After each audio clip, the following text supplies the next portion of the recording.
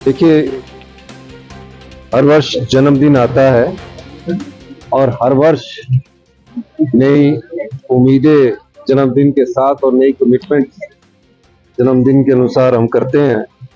निश्चित तौर पर हमारा एक सपना है कि 2027 में हिमाचल आत्मनिर्भर बने और 2032 में हिमाचल प्रदेश हिंदुस्तान का सबसे समृद्धशाली और अमीर राज्य बने। हमारी सरकार इस जन्मदिन के अवसर पर भी इस दिशा में आगे बढ़ रही है।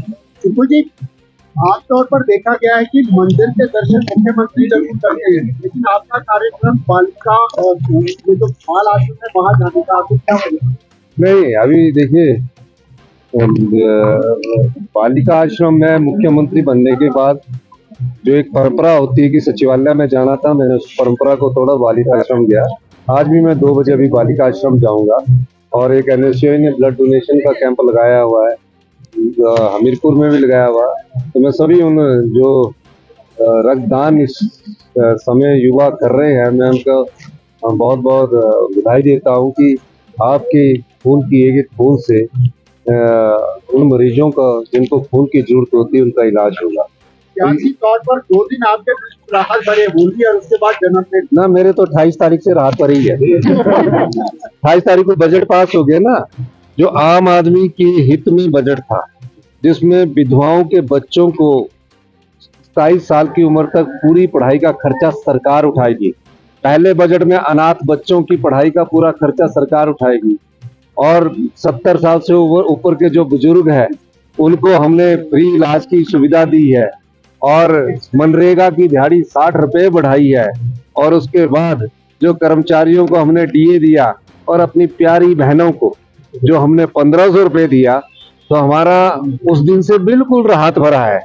और बाकी तो चुनौतियां मेरी राजनीतिक जीवन में बहुत रही है। अभी आपदा की चुनौती थी, राजनीतिक चुनौती है और हमारे अध्यक्ष महोदय हमारे पास खड़े हैं, तो जो कानून के दायरे में होता है हम उस चुनौती का कानून के दायरे में संविधान के नियमों के अनुसार कार्य करते हैं। चुनावी कैंपेन में कब से जाने वाले हैं?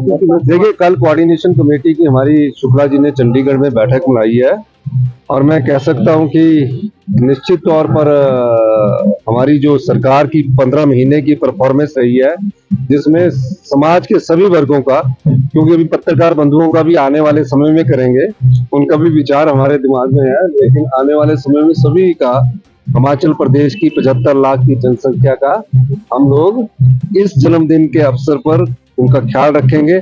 और जो हमने ईमानदारी से, पारदर्शिता से अपनी सरकार बनाई और 2200 करोड़ रुपए का राजस्व अर्जित किया, वो हमने जनता में बांटा है। और एक और मैं चीज बताऊं, पिछली सरकार की भारतीय जनता पार्टी की, जयराम सरकार की जो कमियां थी, चाहे वो SMC टीचर को लेकर थी, कंप्यूटर टीचर को लेकर थी और भर्तियां ही नहीं होती थी।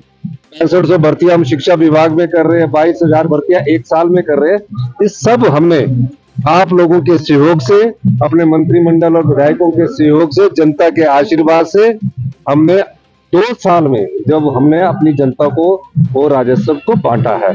और मैं विपक्ष को भी सलाह दूंगा कि वो ये हिमाचल प्रदेश में लोकतंत्र जिंदा रहना चाहिए, लोकतंत्र की हत्या मत करो, खरीद फरोख्त की हत्या मत करो। और जो बेचारे 1 महीने से बाहर गए हैं, 9 विधायक आराम से रहे अपने और आराम से आए, अब अपना ईमान को बेच चुके हैं, अब जनता के बीच है। और जो चुनौती हमारे को 1 जून को मिलेगी, उस चुनौती का हम लोकतांत्रिक तरीके से जवाब देंगे। बहुत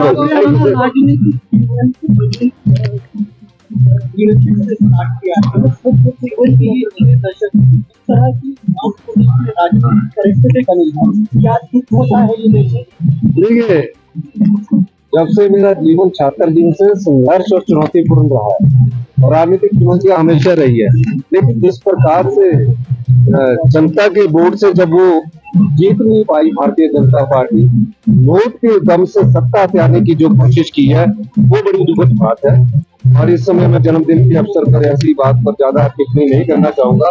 आने वाले दिन में जब हम युद्ध भूमि में होंगे तो इन सब बातों का आने वाले समय में जवाब देंगे। अप्रैल से मैं अपना पूरे हिमाचल प्रदेश का टूर शुरू कर रहा हूँ और निश्चित तौर पर कह सकता हूँ कि हिमाचल की जनता बुद्धिमान है, हिमाचल की जनता लोकतंत्र में विश्वास रखने वाली है हिमाचल की जनता, इस प्रकार की रोग की राजनीति से छुटकारा भी लाने वाली है। और निश्चित तौर पर जो हिमाचल में आराम जयराम का कल्चर है, उसको भी हिमाचल की जनता 1 जून को समझ जाएगी।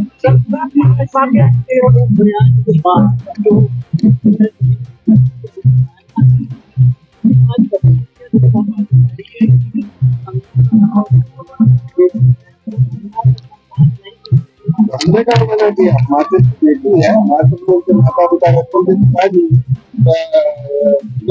दिल्ली में उन्हें हमने कांग्रेस पार्टी का जनरल सेक्रेटरी बनाया था। महिलाओं का 1500 रुपया देकर सारी महिला सम्मान निधि हमने शुरू की। 18 और महिलाओं के लिए कई योजनाएं हमने शुरू की। महिलाओं की बेटियों की उम्र 18 से 21 साल करने की हमने शुरुआत की। बहुत बहुत धन्यवाद।